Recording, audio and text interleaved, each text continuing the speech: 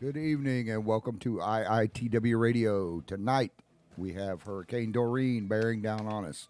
In just a few minutes, we're going to have Florencia Oliveira from FPL on the line with us to talk to us about some of the stuff they're doing. So if you guys and gals have any questions, you can write in and ask. We're also going to have a live feed of the hurricane coming up right now, which is just north of the Bahamas. So Chris will be popping that up on the screen anytime now. Yep. Okay. Did Florencia call in yet? Okay. Are you there, Florencia? Okay, I can't hear her through my mic.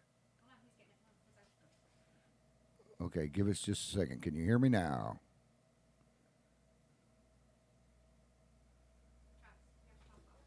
Huh?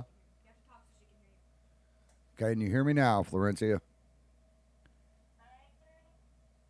I can't hear it coming through the mic. Let me see my phone. We've had to adjust and get ready for everything, so let me do it the old-fashioned way. How you doing, Florencia?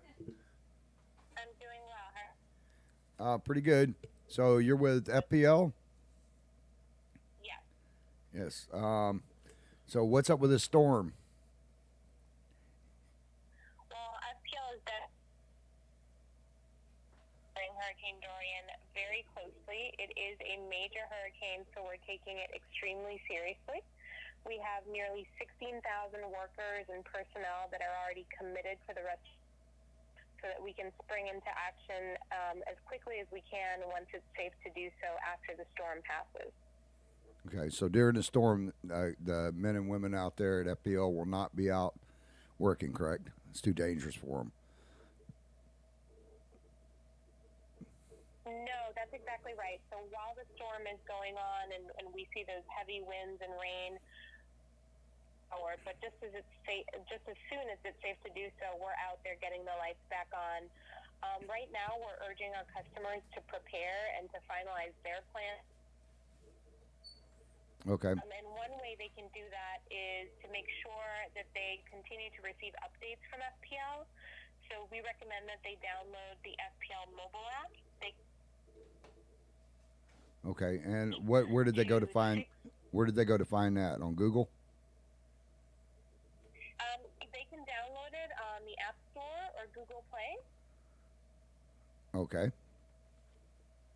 And it's very easy. They can just text the number 69375 with the word app, and that will direct them to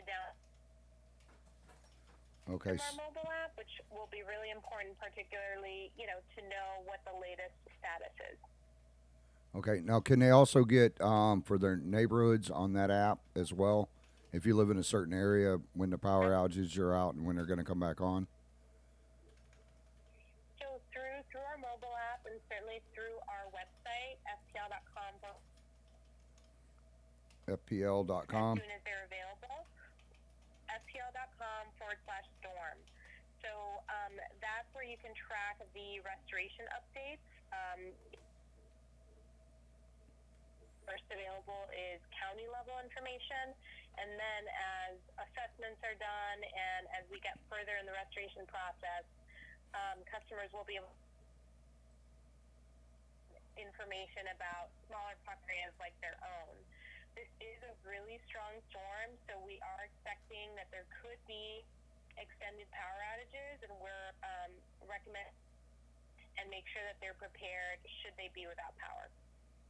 Okay. Now, the other thing, too, is a lot of people have generators and stuff. And when I was talking to Matt over there, he was talking and saying stuff about making sure they keep the generators or make it where the power doesn't flow back into the generators or Correct. into your... So safety, we want our customers to be safe when operating the generator. So the tips there are first to follow the manufacturer's instructions very closely. Okay. Inside and away from open windows. They should not be operating a generator inside the home, and they should not be connecting the generator directly into the circuit. Okay. Don't. And that's dangerous. Yeah, don't connect them directly into the circuit breakers, correct? Because doesn't that feed power back out into the line, so it puts the line workers in danger. Right. It puts our crews in danger as they're restoring power, so we ask that they do not connect that to the panel in their home. Okay. All right. And now, how long? I know this is a crazy question, but I got a bunch of people asking it, which I'm kind of curious to myself. Say the storm blows through, it gets through one day, and they're expecting this thing to go on several days. How many days after it do you guys usually expect per county, or is it the bigger areas get done first and then the rural areas, or how does that work? There's one simple goal, and that's to restore as many people as we can as quickly as possible. So FPL first restores our big produce power, and then we move to our smaller substations and those neighborhood lines that deliver power to homes, businesses, and critical functions in the community. Okay. Center, those type of facilities. And then towards the end, we focus on maybe some of those areas that are hardest hit in that there is more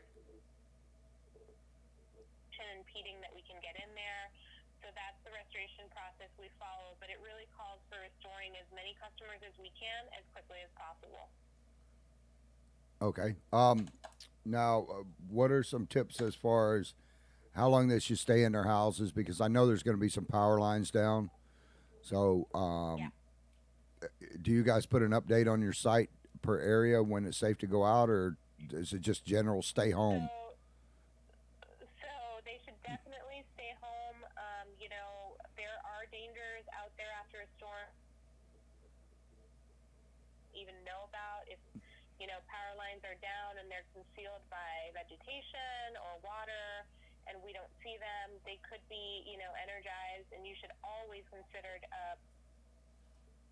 So it's really important that they stay home if they don't need to go outside, and if they do go outside, that they're very careful. If they see a down power line, that's at FPL as well.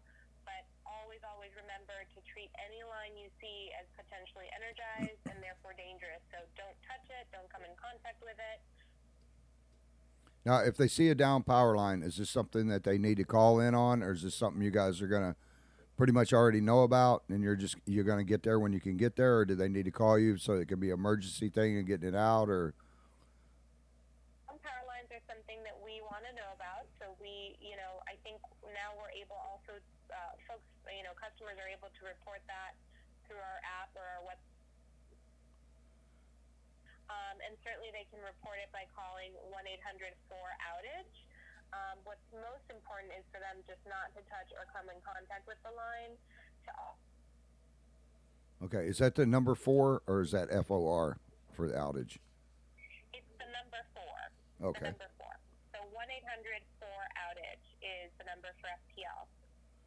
Okay, cool beans. Now we also put up you guys have a Twitter account. It's Yes. Okay. We are going to be posting updates on our social media channel. Customers can check in. On Facebook, it's at FPL Connect, and on Twitter, it's at Inside FPL, and that's where we'll be posting. Okay. All right. Is there anything else you want to tell this big audience before we get out of here? So I want everyone to be safe, to have their family safe, to make sure they're making final preparations now and not waiting, until the last minute to do that. Right now, they should really be finalizing steps are to ride out the storm or to evacuate. And our commitment at FPL is that, we're ready. We're pre-positioning our crew. Depending on, where this storm hits and what the impact is, we will be ready to spring into action just as quickly as we can once it's safe to do so. Now, you said there's 16,000 people that are standing by. Is that statewide for where you guys cover, or is that, Putnam County, St. John's, Duval, Clay? outages you've just mentioned, and if there are outages in the area, we will have personnel available to restore. Right now, the personnel that we've pre-positioned throughout the state in areas where the current, trajectory of the storm is potentially going to make impact. That being, this is where they are needed. And we're certainly ready to serve our customers and get the lights back on. Okay, now is there if somebody's on oxygen, say they have to have power for oxygen, and is those customers you guys take care of first, or is it just they need to get their ducks in a row and make sure that they've got extra oxygen or some type of generator? So we recommend that customers, anyone who has a family member who may be dependent,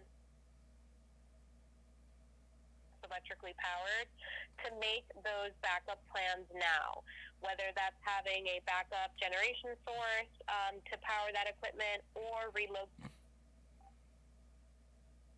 where they would have availability is really key, and that needs to be done now ahead of the storm. Okay. Well, it sounds like some great information. Thank you so much for being on the air with us tonight, and be safe. And I tell it, let all the men and women on the line, let them know that we're thinking about them. We'll be praying about them, and we'll try not to bitch too much. We appreciate that very much, and we want our customers to be safe as well. And thank you very much for the opportunity to speak to all of you tonight. Okay. You have a good evening and be safe, and hopefully we'll be talking to you after the storm is over. Thank you so much. You too. Okay. All right. Bye-bye. Thank you. Have a good night. Bye-bye. Bye-bye. That was Florencia Olivero from over at FPL.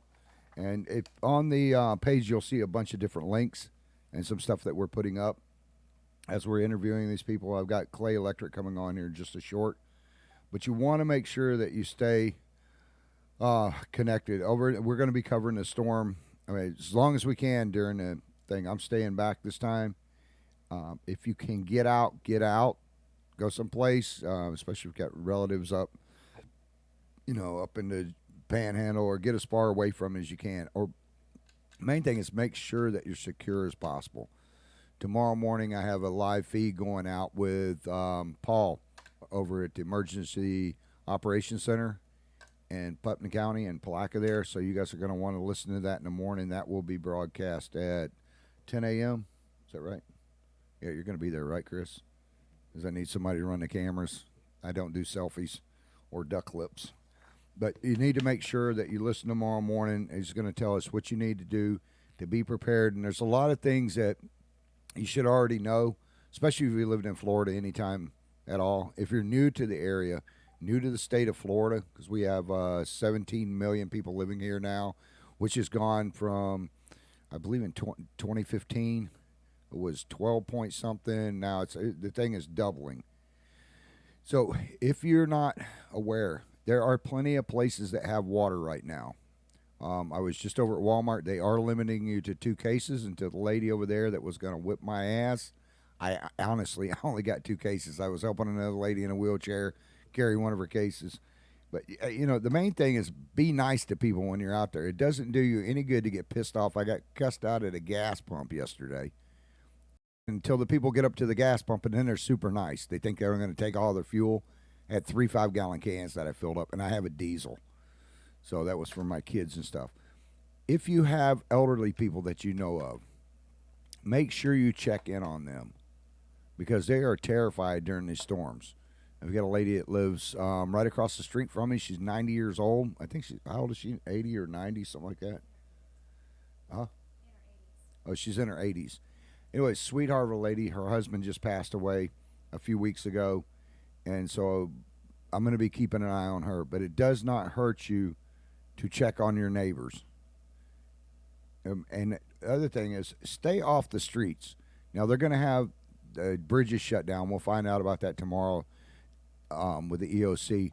But normally when I believe the winds get to 45 miles an hour, they will shut the bridges down. If you're stuck between... if you're trying to get over the bridge from Palaca, over the Memorial Bridge, it's not going to happen. FHP and the Sheriff's Department will shut it down for your safety.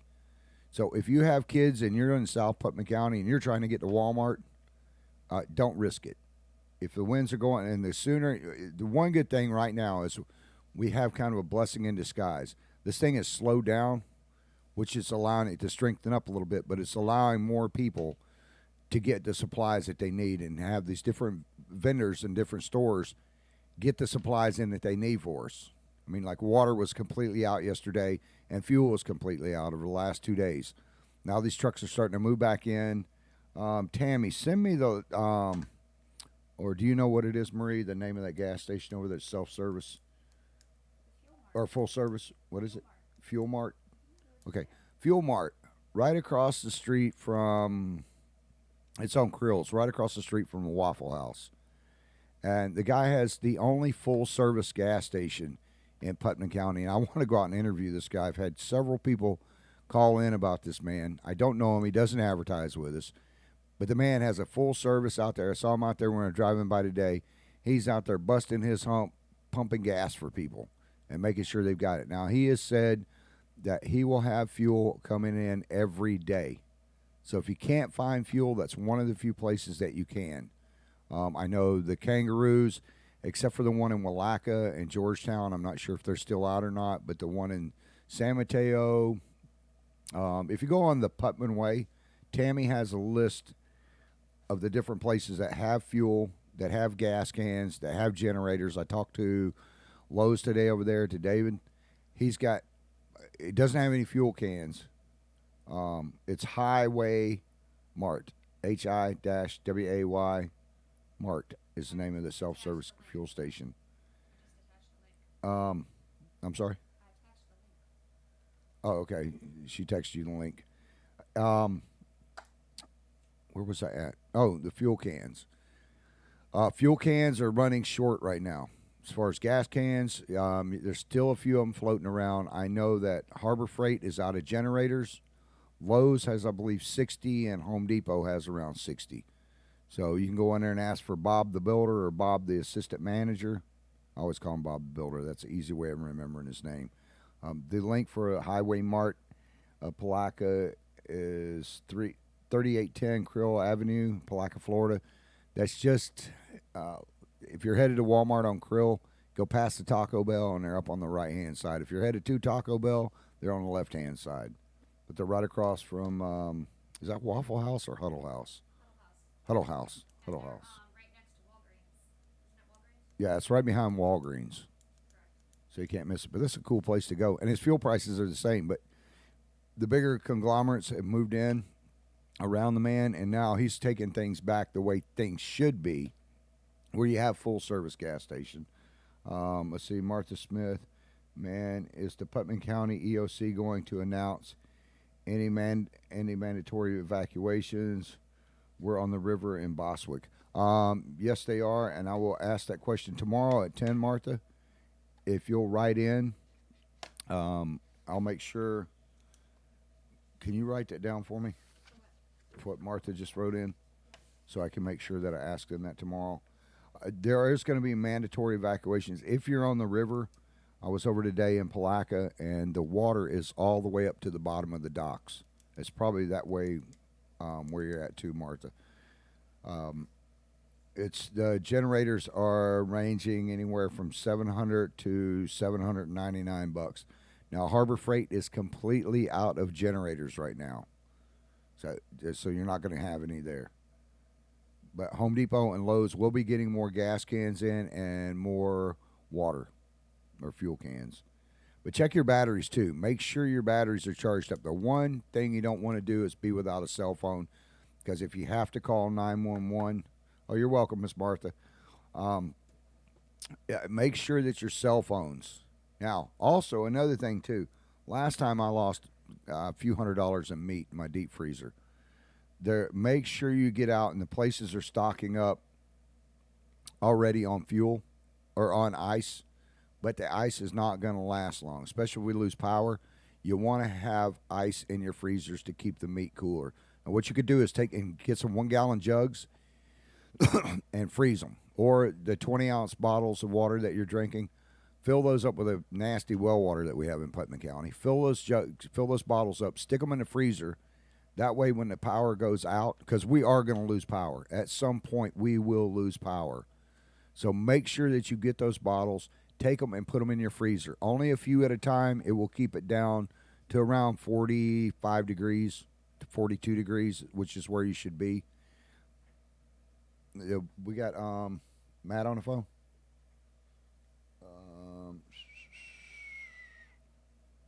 Who do we have? Oh, Kathy. So we got Kathy on from Clay Electric. I'm getting ready to put her up here on the phone. I can't hear what she's saying though from here. I'm old. I'm deaf. Can you get her on to where I can hear? I'm trying. Okay. She can hear you, Travis. You talk louder. Hello, Kathy. Hello. How are you doing? I can't hear her back through this mic, through my earphones. We're going to do this the old-fashioned way because we got gremlins tonight. How are you doing, Kathy? Good. So, Kathy, you're from Clay Electric. Yes. Okay, cool. Then I got the right Kathy. Let me try it for a second. Yes. Okay, now try it. It might be a little loud, so give us a second. Can you hear me now? Okay, try it one more time. Miss Kathy, Richard, can you still hear me? I don't think she I can. can still hear you. Okay, that sounds real Yeah, it sounds muffled. muffled. Try that. Okay, yeah, just kill that mic. We're sitting here trying to figure this whole thing out. So we haven't had to do it this way before, and there's too many people calling in. We can't get a free line open. Okay, so you're there. Yes. She's going, God, this is the weirdest radio show I've ever done in my life. Usually we have it running, but Let's see.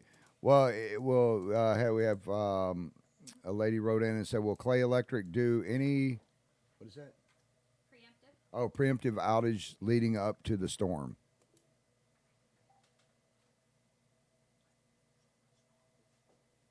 Are you still there, Kathy? Let's see your phone. I think we lost Kathy. Let me see. Do we have a hard line she can call in on? It's AT&T service problem. Miss Richardson, can you hear me? I'm gonna call her right back. I don't know why the line cut. It shouldn't. Okay, we lost her. Oh no, we're calling her right back. See if something was bumped. It was, Hang on. okay. There we go. Okay, this is Verizon. Hello? Can you hear me now? I can hear you. Okay. Kathy's she's hanging up on me. How you doing, Kathy? We're gonna start all over again. Good. Miss Kathy Richardson with Clay Electric. How you doing, Kathy? Good. I got all kinds of questions coming in for you, so I guess we'll just jump right into this thing. One is from a lady who wants to know, will Clay Electric do any preemptive outages leading up to the storm? So we do our regular vegetation management and tree maintenance and do our general line inspections and all of that sort of thing, but there's not much else we can do until we know exactly where the outages start popping up. Okay. Yeah, this is going to be a pretty nasty storm.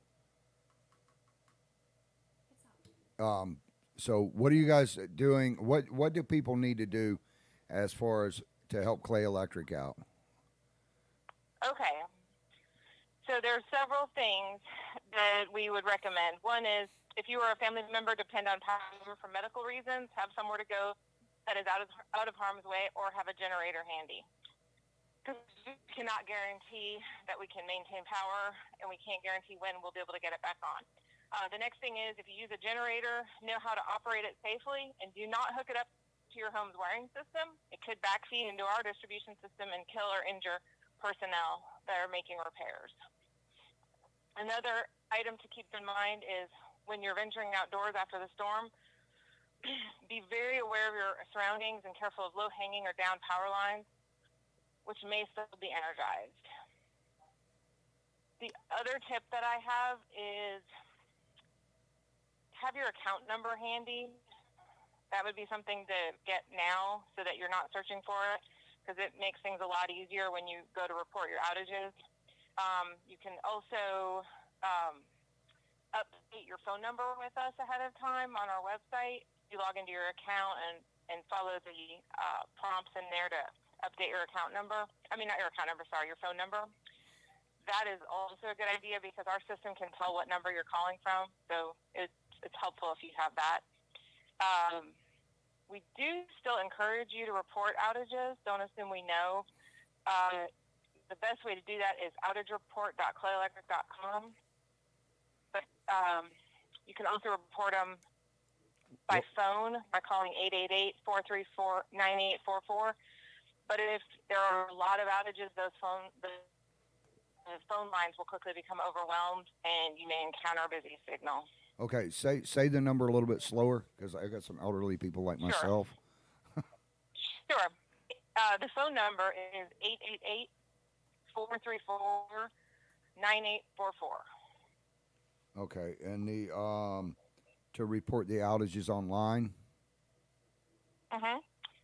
What was that? You can just go to clayelectric.com. You can just go to our website and you'll see how to do it there.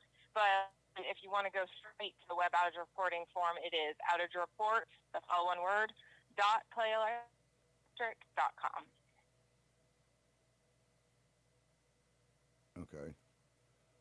Okay.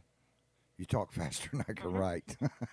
Sorry. That's all right. Don't mean it. No. If my ex-wife was on here, it'd sound like a Spanish station.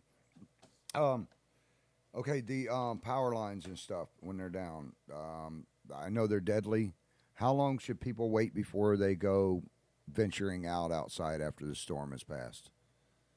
Or is that something they can find on your website? I mean, that's just something to keep in mind. There could be down lines. There may not be any. That's just something we recommend because we do when, if trees fall on the lines and they get broken, they can be down on the ground.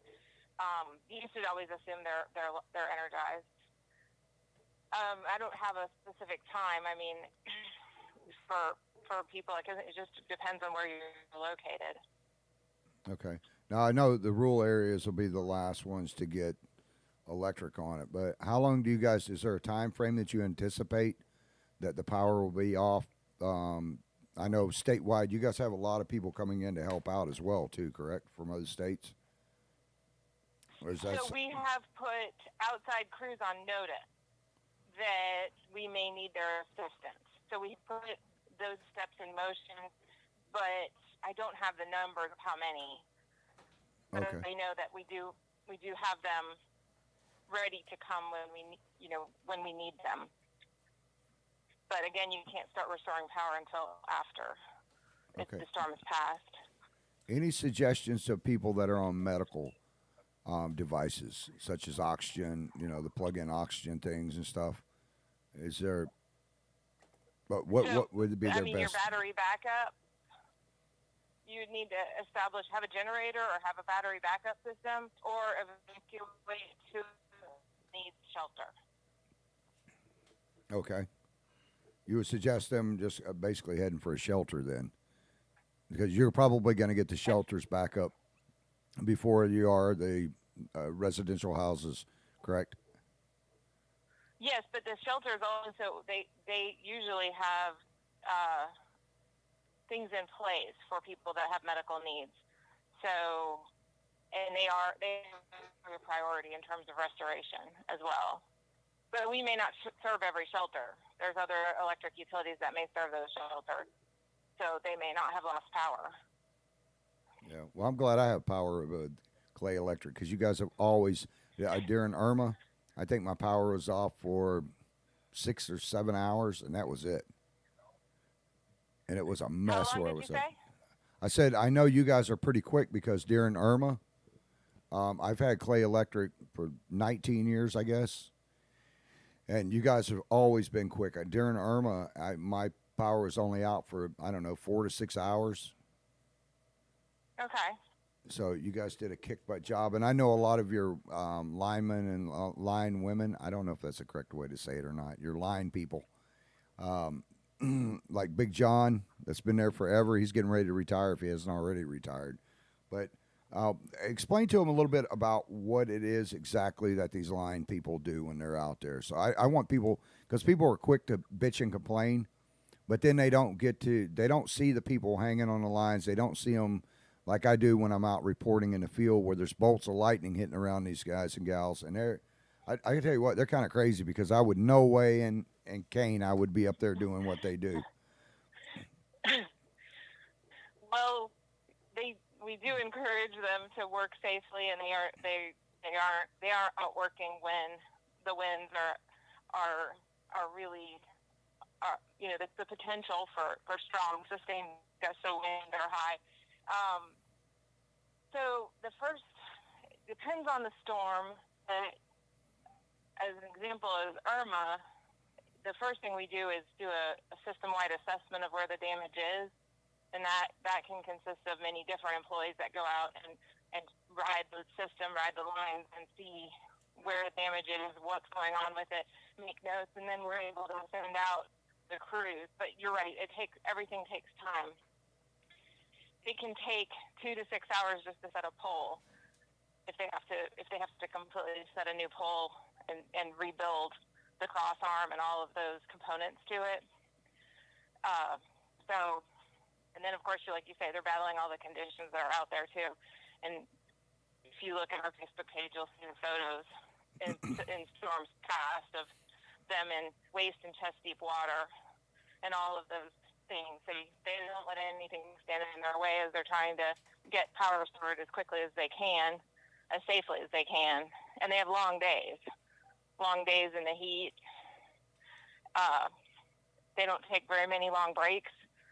We do feed them throughout the course of the storm. That's another thing people don't realize, but we have to feed all of these crews that come in that can number in the hundreds. And then we have to do lodging for all of them, too. And we have secured hotel rooms for the outside crews for this storm. Right. I've got a couple people writing in from Boswick, Interlaken, and they were saying that their power is out for 6 days. I know you can't tell how long this one's going to be out because this is going to be a nasty storm. As slow as it's moving, and it's moving from what they say now right up the middle of the state. How long would you anticipate that power could be out? So we're telling everyone to prepare for 7 days, maybe longer, to be self-sufficient for that length of time. Okay, that sounds like good advice. Yes, and we told them the same thing with Irma. That was the same message with Irma. And like I said, we don't want anybody out of power any longer than they have to be. But I remember Irma very clearly. We had 92 to in the mid 90s% of our members were out of power. There's no way we can restore everybody in a day or even 3 days. That's just not realistic. Hopefully this storm will not be like that. Irma was a much bigger storm in terms of just size. If you remember, it covered the whole state in the size of the actual storm. This storm isn't like that. So hopefully it's a smaller area where we can send more crews to an area and get the system rebuilt quicker. You guys have my personal address, right? I'm doing this to score brownie points. I will give you my address. No, I'm not going to bitch or complain. I know that whenever my power gets turned on, it gets turned on. I think the main thing is for people to prepare. And one good thing I see about this storm is that, good and bad, is that it has slowed down enough to where it's allowed people to catch up on their water, to catch up on their fuel, and some basic supplies. Is there anything you can think of that they could pick up that would help them out as far as flashlights or, if we're planning for 7 days, one flashlight's not going to work. Yeah. Or batteries. Yeah. Well, my list of items was those were hitting the high points, the things that maybe people don't always think about. I wasn't trying to go through a comprehensive list of a gallon of water per family member per day of the outage. Because, you don't know if you're going to be out of power for 3 days, 7 days, 12 days. But, depending on where you live, where you see the storm track going, you may want to prepare for longer. You may want to have a backup plan. of if you do end up leaving because you don't want to stay where you don't have power, then you have a backup plan for that. It's just really difficult to predict how long any particular area is going to be out of power. I feel like Clay Electric, and we do the best we can in terms of planning and getting everybody organized and ready. As soon as it's safe to start restoring power, we will do so. But we just can't know in advance. Nobody does. Right. Now, the one thing I noticed during Irma is that Clay Electric, they have to pull off with some jobs because the fire department will call them up. We got people trapped under this house, or we got a down power line on this house or this car, and they have to go over there and shut that down and pull off of what they're doing. Is that something you guys have special crews for, or if you've got a crew out in the area? So it depends on the storm. There are let's not say during a storm situation, but we do have servicemen that are assigned to work, to be on call, where they can go and respond to these one-offs, these little things that happen. And that's why sometimes you'll see, we had an outage in Melrose the other night. They had the power back on in 20 minutes from the time it went out. So somebody must have been really close by, and it must not have been a complicated fix. But it just depends on the situation and what they think will come up. But you're right that we do the best we can. If there's lines down an intersection, or a traffic light's out, and they need a crew to come and pick up all of that stuff because it's a hazard, they will go do that. But in a situation where we have outside crews, we still have the dedicated crews that are working the damage. At least that's what I personally witnessed with Irma. Okay. Everybody's assigned. Everybody has a job to do. Unfortunately, the electric distribution system is a physical system, and it has to be repaired in a specific order, and it takes time. One of the questions that I had, somebody called in the office this morning and wanted to know about the transformers. How dangerous are those things when they start blowing? I'm like, I'm sorry. I had somebody call in this morning and leave a message on the transformers and how dangerous are those things when they blow. I just told them, get the hell inside your house and stay away from them. I've heard them blow, but I've never seen one blow. Do they come flying apart? Is that something that, don't park your car near a transformer, or if you're going to pull over during a storm, don't pull near a transformer? I would suggest not doing that. I've seen video of them, not ours. I've seen videos of them. They'll kind of blow, but they'll do a little bit of arcing sometimes. But they don't. I've never seen one pieces coming off of it. I haven't either, and I never even. They'll get hit by lightning. They do get. One summer we had a bunch of them hit by lightning in the Orange Park area, and I saw a lot of damaged ones coming back in because those end up getting sent back for recycling. And they were definitely damaged, but they were mostly intact. It was more like just a split or a crack. Okay, and what would you suggest to people, because we still have, 2 more days? Well, now 3, I believe, as far as trimming, the trees back and stuff, and doing it, near the power lines. Are they better off to call you guys or a tree company? This is one of the questions. I already know the answer to it, but. We strongly do not want anyone trimming trees near our lines. That is for us to do. So I would strongly suggest calling Clay if you have trees that you're concerned about that are really close to the lines, or threatening to come down on a line. Other than that, I would just leave them alone, because it's not something we want anybody in that area. So it's a right of way, and nobody needs to be trimming those. As far as the rest of their property, that's not something that we would speak to. Right. But things near the lines, that's part of our vegetation management program that we do year round. Okay. Now you guys are closed Monday, correct? Yes, for Labor Day. Okay. So anybody that's out there listening, do not call them on Monday. They're not going to answer. Kathy's going to be grilling hot dogs and hamburgers and steaks. I'm going to try to find out where she lives and show up.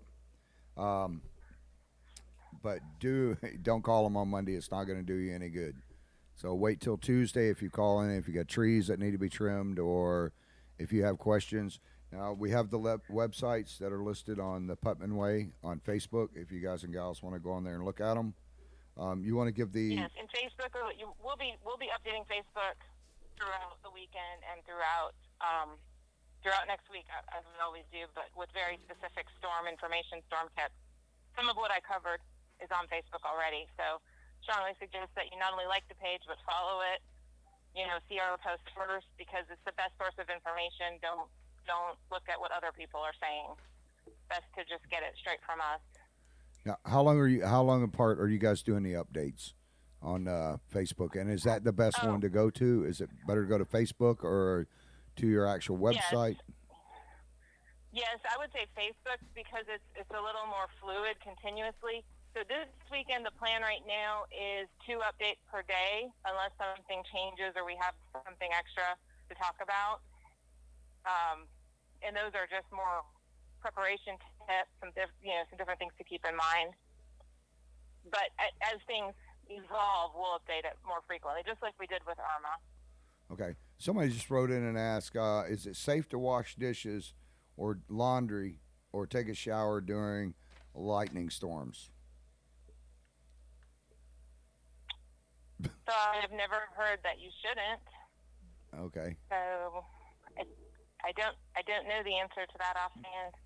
Yeah, that's not a power company question. No, I think they were asking in terms of like a feedback thing. Would it mess with, like, if a lightning strike came in? You know how they hit the transformers and it feeds into the lines, into the home? I think that was what they were asking in aspect. Okay, they were asking like with surges and stuff. Is it better with like if you're running a blender or whatever, or is it better during the lightning storms to stay away from that stuff if they can get shocked through the line?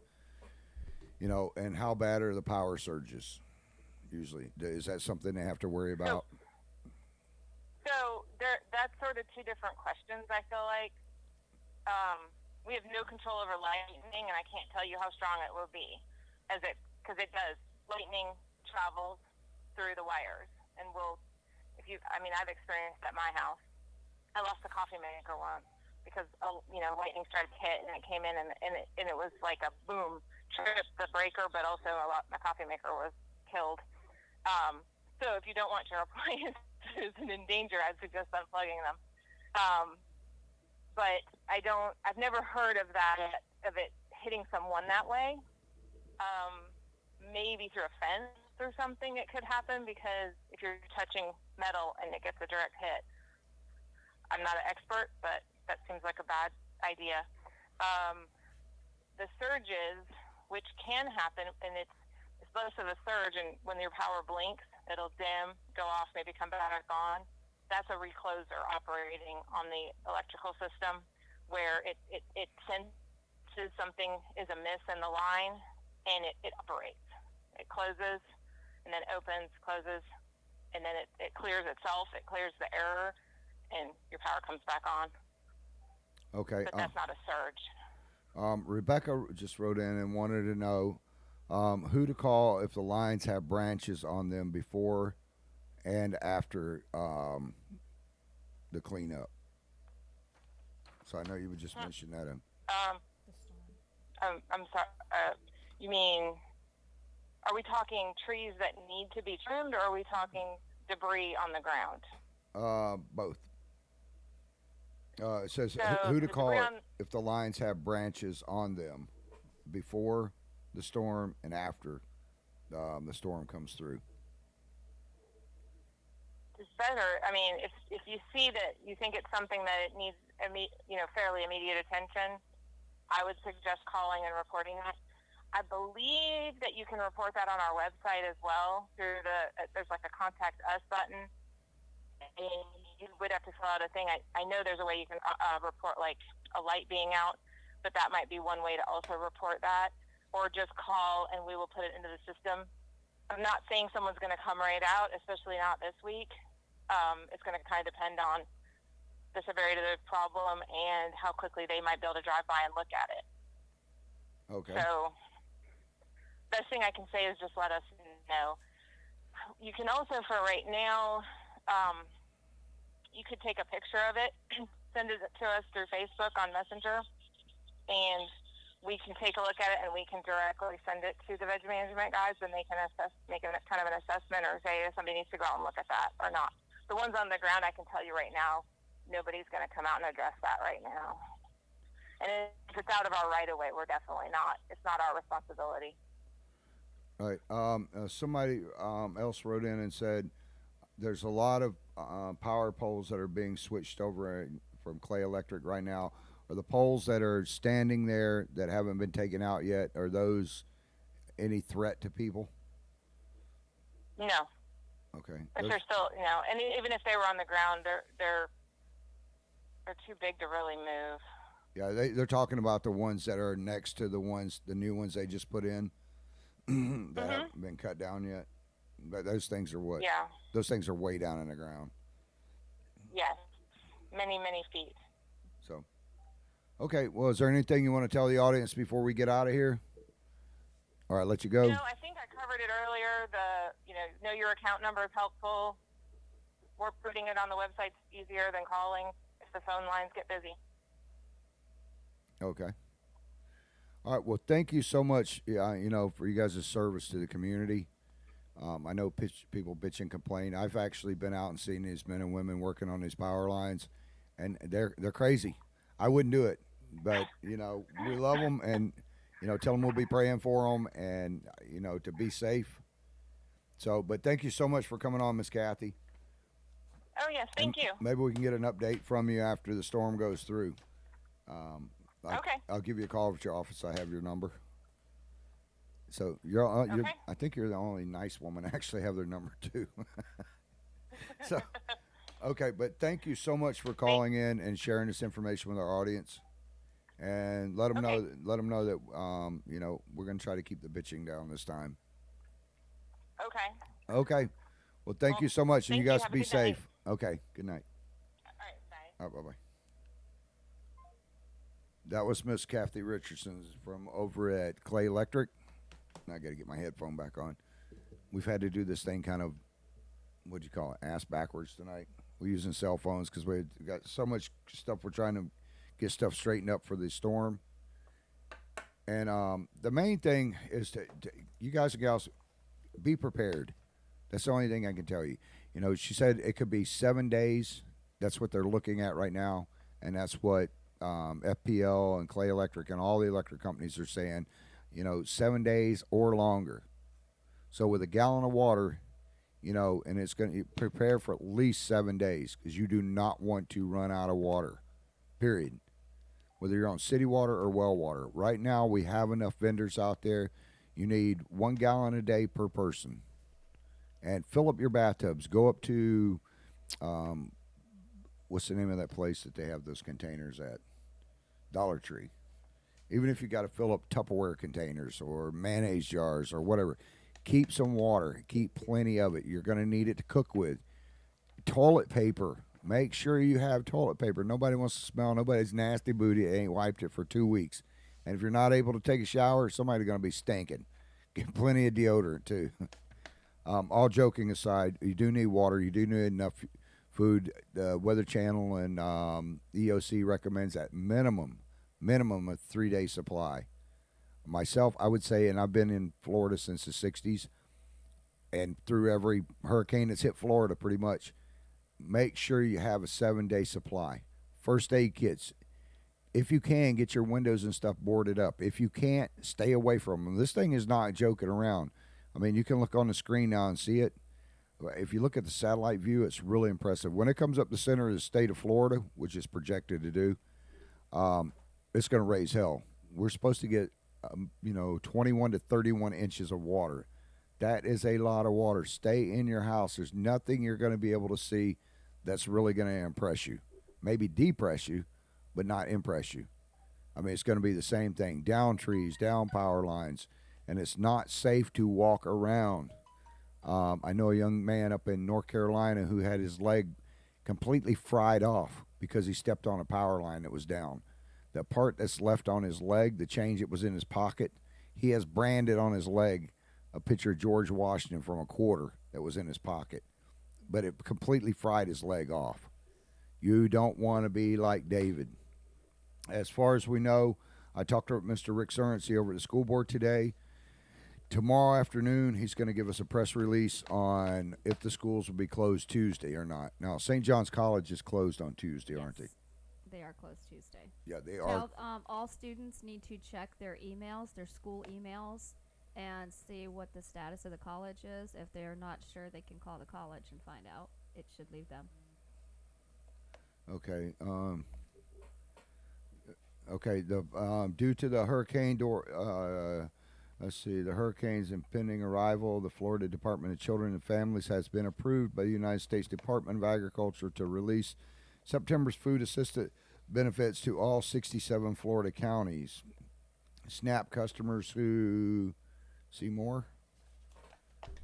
SNAP customers who see more. SNAP customers who were scheduled to receive their benefits between September 1st and September 14th will now be able to access benefits through their electronic benefit transfer card starting August 31st at noon. This is an early release on regular benefits, not a distribution of additional funds. The early release of benefits will allow families to purchase much needed food prior to the hurricane's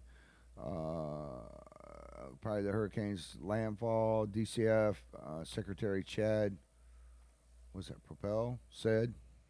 I don't think there's any more to it.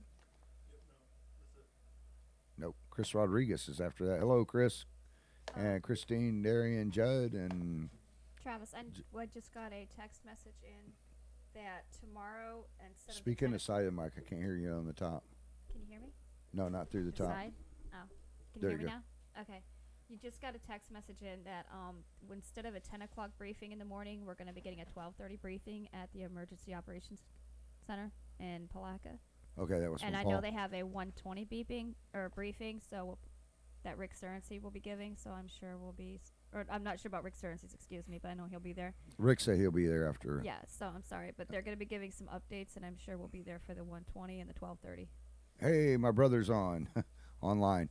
If you're you guys and gals that don't know, my brother's been going through bouts of cancer, and they cut out his bowels, his bladder. I mean, he is real bad. His stomach was puking out green stuff out of a hole in the front of it for months and months and months.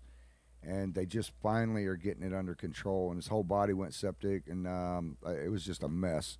He wasn't supposed to live. 5% chance he would make it through the surgeries. But he's on here tonight, so I'm sure he'll want to tell you guys and gals, thank you for all the prayers that you've sent up for him. For the people that have donated, you can still go to his GoFundMe account, which is GoFundMe.com/Terry Roberts. I'm posting it right now. Okay, she's going to put the post up on the Putman Way. I know he will appreciate it if you guys will donate $1 to him, because he has a lot of bills. He's been in the hospital now since the 18th. And it looks like he's going to be in the hospital for a few more weeks. And he also has 4 kids. But I love you, little brother. You know that. Him and I have always been like the best of friends. So anyways, and I'm going to kick your butt for making me worry so much.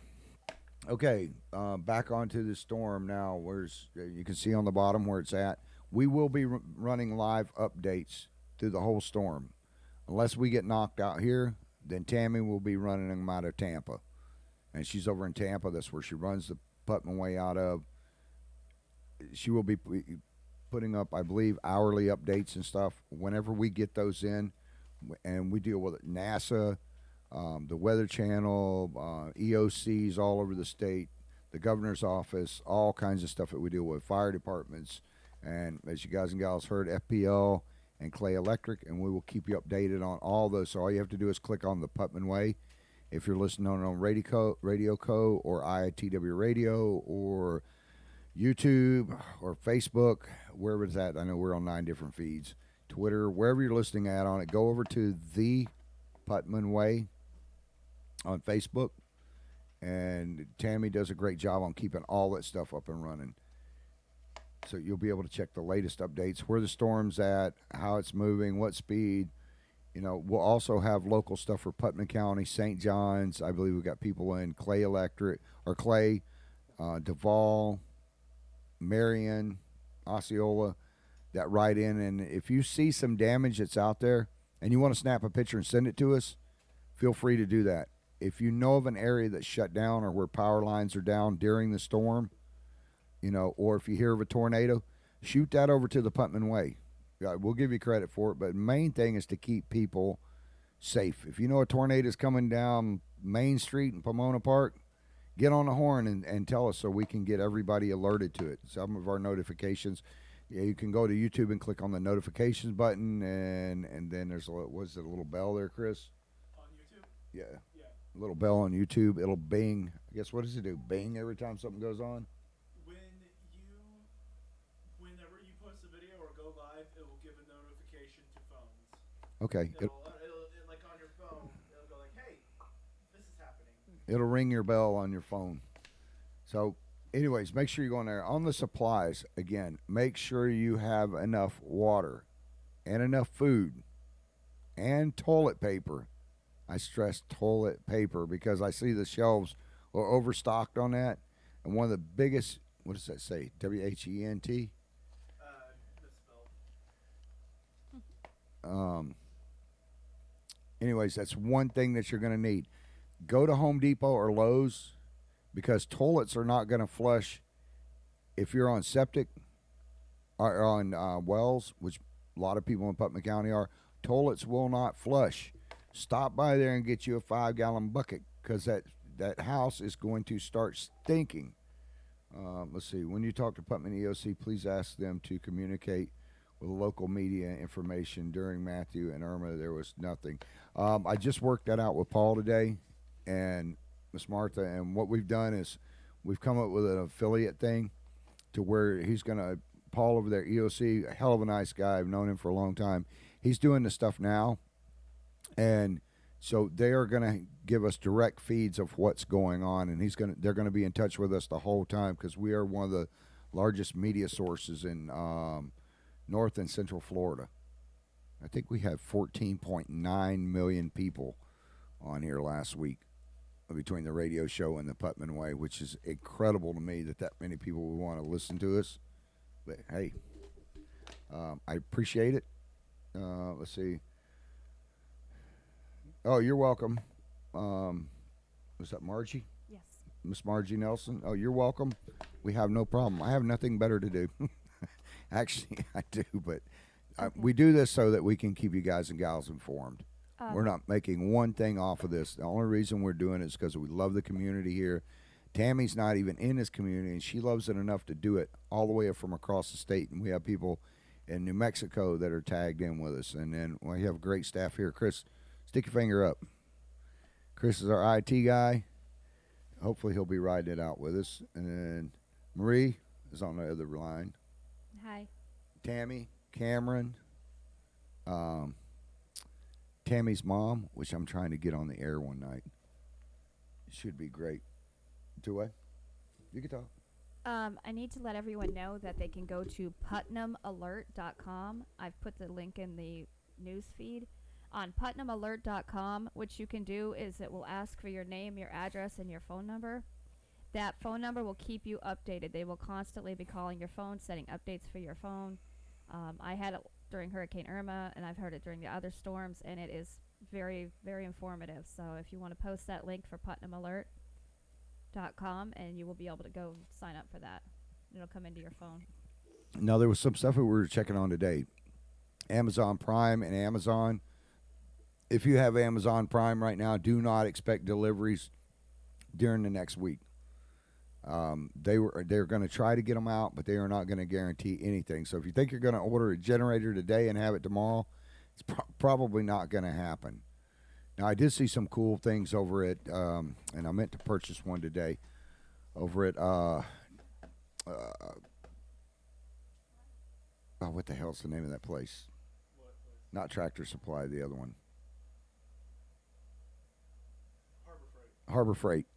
they've got some solar packs over there, 412-volt batteries, and they will also charge up cell phones as well. But you can pick one up. They're $14.99. You can plug them right onto the front of your vehicle. If you run out of a way to charge your cell phone, you can always use your vehicle, but you don't want to sit there and have your cell phone charged into your vehicle for 2 or 3 days because it's going to kill the battery. They have these cell phones, these solar panels over there for $14.99 that you can clip onto your battery, and it will not charge your battery up, but it'll keep the charge that you've got on it maintained. So let's see. Diane wrote in and said that her granddaughter also filled up large totes as well as buckets. Did this the last time and always have water for flushing toilets. Yes, that's the other thing I was talking about. Hello, Marty. When your power goes out and you're on a well, the crapper's not going to flush. But you can take water, pour in the toilet, and then it will flush. Hello, Lee. Oh, my buddy Lee's on here. Oh, my God. We got a picture of Lee. I know we do. What is it? Mandy. Okay, Mandy, not Marty. I don't know. There's a lot of people I'm trying to catch them. Vicky Ward is on with us. People, make sure you have plenty of food and water for your pets as well if you're considering staying. I don't suggest anybody stay. It is going to be a large storm, but I suggest that you have plenty of food and water for your pets. If you have to evacuate, make sure you have their shot records readily available. So if you have to go to a shelter, you do have it. Because if any hotel you're going to go to, they're going to ask for that stuff. So just a heads up on that. And make sure you check on your neighbors to see if somebody's staying. Hey, Doug, how's it going, man? Yeah, that's a good point. Make sure, because a lot of these shelters now, these pet-friendly shelters, I know they had one last year, you need to have your animal shot records with you. So if it's not going to storm, it's not going to hit it keeps slowing down. It might be Thursday before it hits. But if you need to get a hold of your veterinarian, get a copy of your shot records. A lot of times you can go online and they have portals for your pets, or pet portals. You can go on there and actually download and print your shot records off of for your animal, because a lot of these pet shelters that are pet friendly will not let you have those animals in if they don't have a rabies vaccination, or if the cats haven't been tested for feline leukemia or whatever it is. They're not going to let that animal in, and animals. And for God's sake, don't run off and leave your freaking dogs. And I saw this a couple of times during Irma. Do not leave your pit bulls chained up to freaking trees while you're gone during the storm. That's cruel and inhumane, and it pisses me off. Your dogs shouldn't be a part of your landscape. They should be a part of your life. If you have horses, make sure you let them out of the corrals. You do not want them to get crushed to death. The horses will run around. You can always catch them later. I have horses. The one main thing you want to do with those horses, put a halter on them, write your phone number right on the side of their halter, so that if they do get picked up or if they're running around, they know exactly who to call. Make sure it's a cell phone, because landlines might be down. But put a phone number on the side of the halter. You can, even though with your pets, your dogs, your cats, keep a collar on them. Instead of having the little silver round collar, or the little silver round disc and stuff that you get at Walmart and different places, and their dog tags, actually write the name of the pet on the collar if they're not chipped. Write the name and write your phone number on there. That way people can get in touch with you. My dog, I can't get them to run away. Also, Travis, a lot of people, you can take bingo dauber or goodness gracious, I can't think what it's called, but you can use a die or a marker and write on your horse's their hind quarter what the thing is. Just try to remember to write it on the back side by the tail or on one of the hips, because of the fact that you don't want it to be somewhere the rain's going to constantly down, but the tail usually keeps the rain off the back buttocks, so it's a good place to write your horse's information, so you can keep it there as well. You can also write on their hoofs their phone number with your fingernail polish can. But but also it can get rinsed off in the rain. It depends on what the horse is walking through. So. Okay. Yeah, there's several different things you do. Be creative with your pets. And if you got little kids running around, put a dog collar on them or write your name. And take Do not pictures. call my number. And take pictures of your animals as well to Yeah. to their markings. Take pictures of your animals and also with your children. Now, I've read stories during tornadoes and stuff where kids have gotten picked up. There was a baby that I covered quite a few years ago. This baby got sucked out of this mother's arms, and they found it like a mile away, cradled in this tree. Not even a scratch on it. But, you know, you don't want your kids getting lost. I mean, I don't know, tell you put a leash on them or anything, but you want to keep your kids and them safe. Go on these different sites or tune into the Putman Way or IITW Radio, and we'll give you a list. And you can go on there and even see Tammy's got a list up of all the service stations that are open that have fuel, the places that have generators. When they run out, they are calling us. When they run out of fuel, if you know they're out of fuel, call up and let us know, hey, San Mateo Kangaroo is out of, you know, gasoline or out of diesel. But it's only possible if everybody works together. And Tammy and I and the staff that we have of 7 cannot do everything. So we rely on your help, and we do appreciate everything that you guys and gals send in to us. And we're all going to need to keep informed during the storm. And finally, maybe this is a way of bringing everybody together in our county and getting people closer together. But make sure you check on your neighbors. I mentioned this earlier in the show. If you have elderly people that you know, check on those elderly people. Make sure that they're safe. Just don't ignore them. You know, like I mentioned earlier, there's a 80-something-year-old woman that lives across the street from me. I'm going to be checking on her. There's a few people I'm going to be checking on. Don't give somebody your word 10 miles away that you're going to be checking on them when you don't know if you can get there. If you have chainsaws and it's safe for you to do, the firefighters, especially our volunteers and our firemen that are paid, they will be out cleaning up limbs and keeping the roadways clean. Now, I don't know if the road department's going to be doing that or not. I haven't seen them out doing it. But during the storms, the fire department is out there, and those guys are nuts. I love them to death, but they're nuts. They will get out there in the rain. Now, it only takes 2 inches of water to make your vehicle hydroplane. Slow the hell down. And don't drive through a foot of water, because you're going to wind up in a ditch, and then they're going to have a hard time rescuing you. The main thing is stay at home. Unless you're going to go to a shelter, stay the hell at home. You don't need to be out wandering around. You know, if you're going to have a hurricane party, make sure people aren't drinking. Every year I have to cover, when a hurricane goes through, or every couple of years, have to cover some people that get out there, they start drinking, they have a good time, and I'm going home. I love you, little turd. And then they're out. Don't let them drink and drive. If you don't want them over at your house and they're not responsible enough to be responsible, don't invite them to your house. So, another thing. Tomorrow, Alabama game at 3 o'clock. It starts Roll at 3:30. Tide, Lee Dandridge. Huh? It starts at 3:30. Lee's on the line. Do we have a picture of her, Chris? Were you able to find one? Let's put a real pretty one up. There she is. Lee will be out during the hurricanes. If you're going to be stealing, you might walk into a house like this, and Lee has a pistol. She will shoot your ass. She could be in any house near you. So, she's going to kick my ass. I hope she didn't click off. What are we putting on your headstone that you didn't survive Dorian, or that you didn't survive her for putting that picture up? I would have rather take on a hurricane than my friend Lee. Thought so. Tammy said, take pictures and videos of the inside and outside of your home before the storm for insurance and for FEMA purposes. Good point, Tammy. If FEMA comes out there, you want to be able to show them that this did happen. That includes electronics and anything of any value. Also, if you are a person that plans on stealing, we are a gun-friendly community here. Bring it on. You know, if you get your ass shot, you deserve it. You shouldn't be out stealing during the storms.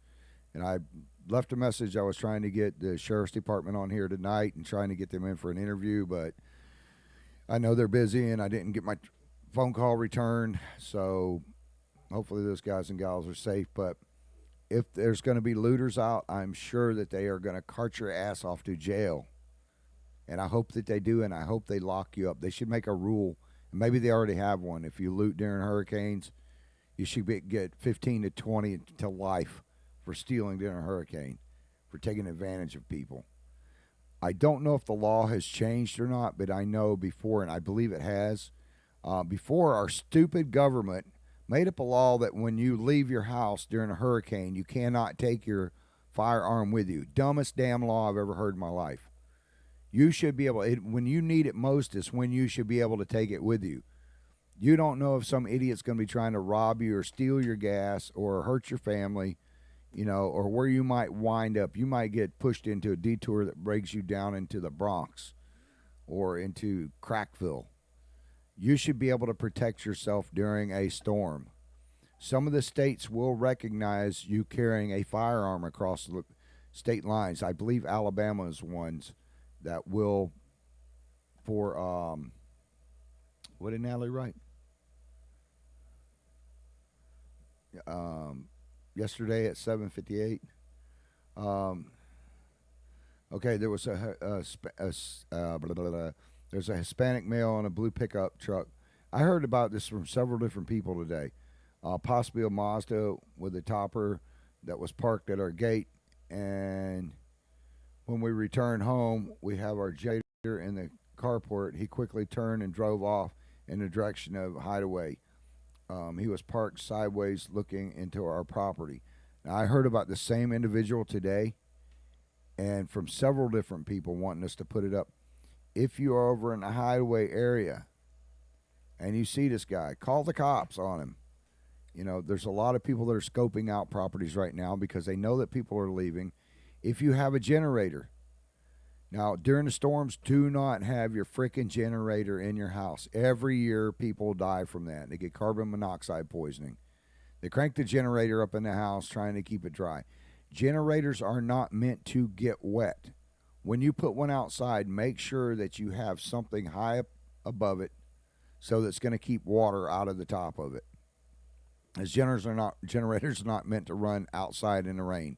Unless it's a big commercial generator, then you're fine. But normal generators do not work well in the rain. So don't be surprised you go and spend $700 or $800 on one. Crank it up, leave it out in the rain for an hour, and then it doesn't want to fire back up. The stators and everything in those, when they get wet, they're done for. Then you're done for. You're out $700, and they're not going to cover it under warranty. I can tell you that right now. With the people that are driving around, keep an eye out for your neighbor because there will be people scoping out houses. We just had a guy that the sheriff's department busted over here outside of my house. They had 20-something people on his list, had all kinds of stuff listed. The idiot stole horse tranquilizers from me. He stole a bunch of different crap from me. I think one of the things he stole was a brand new welder that I had in a box. I'm not going to say what I'll do if I ever run into him on the street because I don't want to get in trouble. But if you're a thief and you get caught, I hope that somebody beats the crap out of you. I'm not going to promote violence, but you know what? I'm not going to promote you stealing either. And I've got a few friends. I hope you don't show up at their houses. I mean, you're a thief. You don't want to be dead. Don't steal. It's easy. You're not going to make a quick buck. Okay, what's this hurricane doing now? It's already at a Cat 3? Or did they upgrade? Okay, I see it moving along the line there. I believe the next report is at 11. Okay, we got about 6 minutes. I want to thank you guys and gals for listening tonight. Tomorrow we'll be doing a live feed with Paul over at the Emergency Operations Center in Palaca. Make sure you listen to that. Rick Surrency will be doing an update, hopefully with us. I'll be getting some stuff from the Sheriff's Department. We are going to try to cover the storm as long as possible. So until they knock the power out, and then I'll go off my cell phone until that stinking thing dies. But I'll also be out with my drone. Sometimes during the storm, I'll be out covering stuff as well, with our volunteer firefighters and letting you guys and gals know what's going on there. And the best way for us to do that is for you to let us know what's going on in your area. The Facebook page is going to be up and live as long as it's running. So, yeah, it's getting close up to that Cat 3 stage, isn't it? Holy crap. Okay. I think that's about it. Make sure you get your supplies. Plenty of water, plenty of food, pet supplies. Make sure you get plenty of those. Cat litter, I got 5 kittens in my house. Now I've gotten attached to them all. So I've got a couple litter boxes. I got to remember to go get cat litter. But you want to have cat litter in your house. Bring your animals in. Make sure your animals are safe. Make sure the elderly are safe. For between now and the storm, when you see a firefighter out there or a police officer or a vet, make sure you thank them for their service and tell them how much it means to us that you know they're out there. And especially with our power people. You know, yes, these guys and gals make decent money. But for what they have to do, when they have to do it like this, I've seen those guys and gals out there. They're out there in lightning, all kinds of crap. No way I would want to be out there. Martha said, what time will the live feed be? They just changed it. Approximately 12:30 tomorrow. At approximately 12:30 tomorrow. It was supposed to be at 10, but it got moved to 12:30. That's because that's when the next update is going to be there from EOC. So we want to keep you guys and gals up to the latest and stuff. So it'll be approximately 12:30 tomorrow, Miss Martha, and you can tune in. And if you have questions for them, I have a list of questions already that people have sent me. Let's see, 12:30. So Rick Surrency will be there at 1:30. So we'll probably have him on at the same time. So is that it? The main thing is be safe. You know, be nice to your neighbors. When you go to stores, just be nice to people. There's no reason to be an a-hole while you're at the store. Oh my goodness, we're all in the same boat, people. Yeah, it's all in the same boat, or I'm up the creek without a boat right now. But if you live on the rivers and stuff, the rivers are expected to crest and come way up. I believe we're supposed to get now up to 30 inches of rain in Putnam County. I guess they don't know if that's accurate, and there's no way of really telling if it's going to be accurate, but 30 inches is a lot of water. I mean, a whole lot. That's going to bring the St. John's up into flooding. If you are in a flood zone, get out. Don't stay there. We have alligators and snakes. You know? One alligator looked at the other alligator, and he said, yeah, I love humans. They taste like chicken. So make sure you're not the alligator's next meal. Snakes will come into your dwelling as well. One good thing to make sure that you do, especially in mobile homes in Putnam County, I know when I had my construction business, the drain pipes in the kitchens and stuff, snakes will crawl up into those and get into your cabinets. How long ago was it when I had a rattlesnake under my cabinet and didn't even know about it? 2 years? 3 years? About 2 years. Yeah, about 3 years ago. And it wasn't even a storm. A rattlesnake was underneath my kitchen counter, and I could hear it, but he was back under the very part where I couldn't see him. Thank God for that. I don't want to get bit again. Anyhow, make sure you be nice to people and stay safe during the storm. And we will try to keep you guys and gals informed as much as possible, not just here in Putnam County, but all over the state, around the counties. And that's our main goal. But we need your help with it. So I want to thank Tammy for everything that she does over on the Putnam Way, and Cameron and Chris and Marie, Angie, I think myself. Now, what is Also, this? don't try to be a hero, people. Don't run out to try to report a good storm, because we watched a story last night where the gentleman was so caught up in taking the picture that he didn't realize the storm overpowered him from the side, and he had a fridge come right through a wall and hit him, and he was pretty screwed up. Yeah, that's a good point. Don't be a hero. I know people like to go out and be reporters and stuff, and hi, I'm Tom, Dick, or Harry here on the scene. It's not that easy, and it's not as exciting as you think it is. There's a lot of dangers that I've had to look out for over the last 40 years, with forest fires, with automobile accidents. You really have to know what you're doing when you're out reporting, and that's another thing. Is a lot of these reporters, and I bitch and complain about news organizations all the time, but every news reporter that I know, Matt up at used to work for First Coast, it is a dangerous job. When you're out there, you're in lightning, you're in rain, you've got cars going by. You know, what's the gentleman last night, was that down on the Weather Channel, where he tried to take a video of himself and shoot this video with him standing there by a plate glass window on a patio and a tornado went through, and he was trying to show the effects of it. Well, it picked his ass up and slammed him back about 30 feet. Well, he thought he was further away from it because he didn't realize the outside winds of it. He thought he was further back than he was. Those outside winds grabbed him and threw him. And they had the slow-mo, and oh my goodness, it just tore my stomach up. Yeah, the outside winds picked this guy up and tossed him all the way back across, was it 20 or 30 feet? 30 feet, yeah. And pummeled him with the 2x4s and all kinds of crap that went flying through his grass. I mean, it looked like he had been punched in the chest by Bruce Lee and then kicked twice as hard. The guy went flying backwards. It's the things that reporters and stuff have learned to watch out for, you know, for years and years and years. I'm sorry? I said there's a lot of dangers to it. It's Yeah, not there's as a lot simple of as a dangers. picture. You know, not just getting ran over by cars, but when you're out in storms, you know, there's reports of reporters that die every year from getting hit by flying debris. You do not want to be one of those people. I have people around me that tell me when to watch out for stuff. You know, if you're out by yourself doing one of these selfie things, chances are you're not going to see that stop sign come flying at you. You're not going to see a branch, a straw.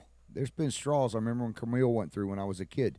Straws, 2 inches, a piece of grass, 2 inches into telephone poles. You're nothing compared to a telephone pole, and neither am I. So make sure if you are out taking pictures, be aware of your surroundings. If a power line falls and you're standing in a water puddle, guess what? You're barbecued. So, anyways, I think that's about it. We will probably, I know we'll see you guys at 10 a.m. tomorrow, and then probably Sunday night I'll be doing a couple live feeds.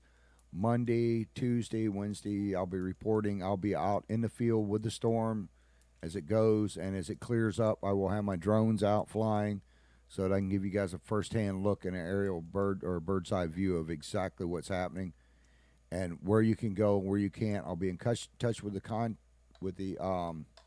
Putman Way, and IITW Radio will be in constant contact with our fire departments, our EOCs, our power companies and stuff, and keeping you guys informed so there won't be any need for you guys to call them and tie up all their lines.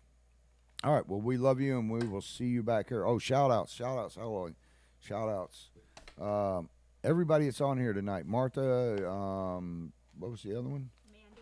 Mandy. Doug, Vicky, Lee, Diane. If I missed a name, I'm sorry. Chris Rodriguez, Kristen Darian Judd, my brother Terry, David Emery. There's a ton of them. It's too many to name, and I got to get out of here. I got preparations to do. Make sure you pre-prep too. Get all your branches picked up, your trash cans, get them down. Anything that can fly around and be a missile, get it picked up and put it away someplace. If you live in a mobile home, unscrew one of your panels and shove all the crap underneath there. If the mobile home gets blown away, it's not gonna matter if you put it under there or not, but at least it's someplace safe. And try to keep your windows.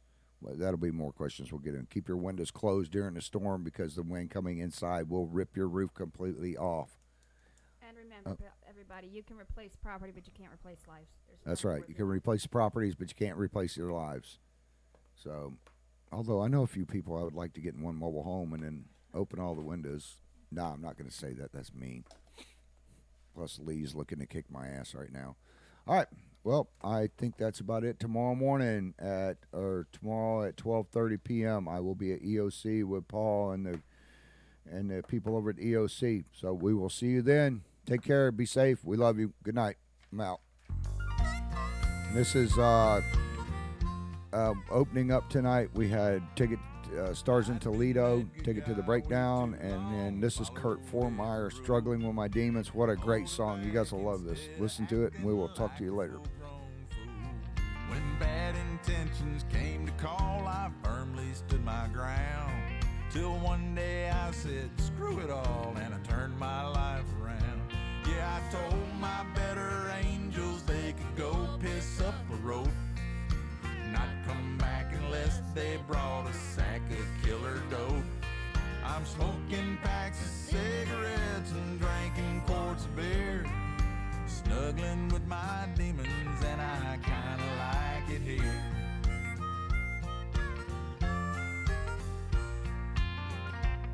Now everything that's bad for me becomes becomes my comfort food.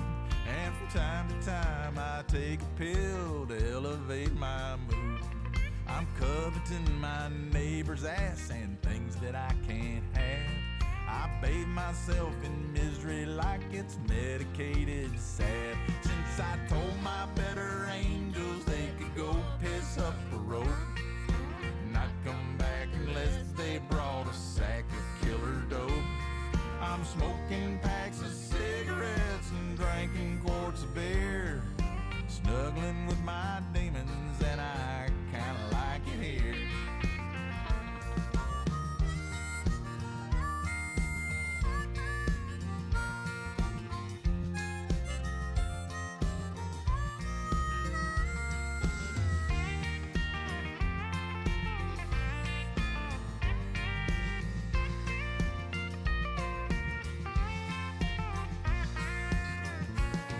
As long as I got gas to burn, I won't hit the brakes, 'cause I've still got a lot to learn from my own mistakes. I told my better angels they could go piss up a road, not come back unless they brought a sack of killer dope. I'm smoking packs of cigarettes and drinking quarts of beer, snuggling with my demons, and I kinda like it here. Yeah, I'm snuggling with my demons, and I kinda like it here. It's a real nice place. I kinda like it here. I don't care what Mama said. Intervention? What are you talking about?